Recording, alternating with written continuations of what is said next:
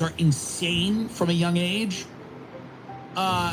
You know, you have people that become sociopaths because they, you know, in order to just function, you have to shut off the part of yourself that has any feelings. Now, this also happens in the suburbs where people are quite comfortable. And you have kids that are just genuinely going out randomly attacking kids, doing serious damage to them and killing one of them. And then you have their parents swooping in and going, we're going to protect you. And we're going to we're going to help you get away with murder. Which is, I never had a relationship to my parents like that. But I guess a lot of people do. I like my parents. I love my parents. They're good people, but they never would have tried to shield me from the consequences had I murdered somebody. And they have recommended, finally the Gilbert PD has recommended charges to a bunch of these kids, but it says juveniles and adults. Now that could mean that some of the kids are 18, but that could also mean that they will charge some of the parents with trying to obstruct and protect these kids. And it's an ex-girlfriend. It's always the one who gets you. She's coming out and telling people what went down. This kid was 16 when he died. When your kid dies, it really ruins your whole life as an adult, as a parent. You can never really come back from that. You can live a life, you can live a good life, but you can never come back fully from losing a child. It doesn't happen. So the idea that the kids who did it would get off or go free is crazy.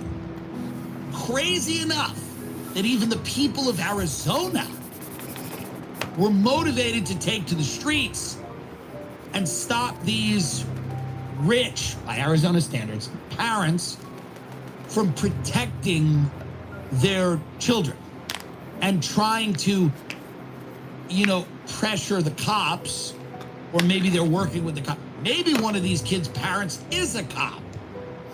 We don't know. We don't know about that. But it's got to be maddening to see nothing done.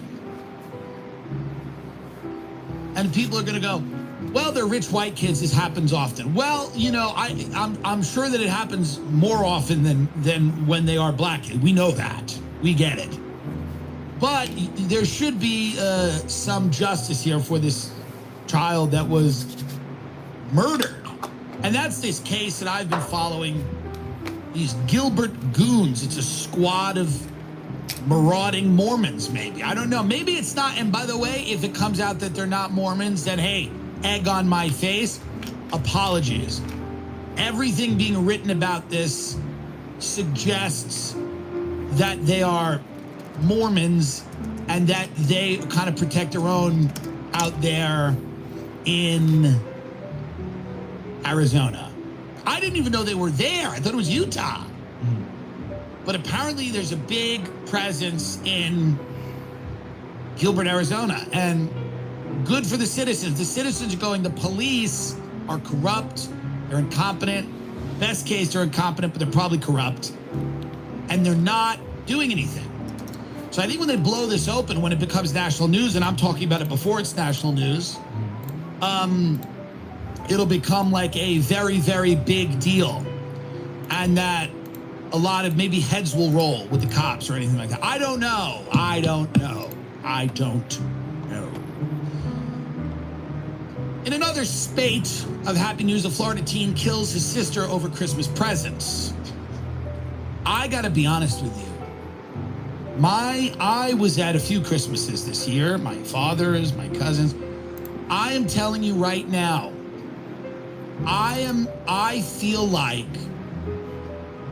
we are getting kids too many presents in the country. I think this is what makes the Gilbert goons goons. We give them too much. My cousin told her mother, get only one gift per child.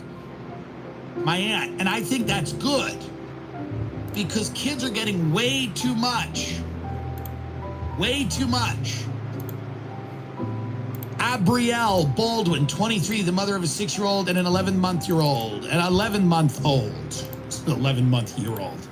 And an 11-month-old was fatally shot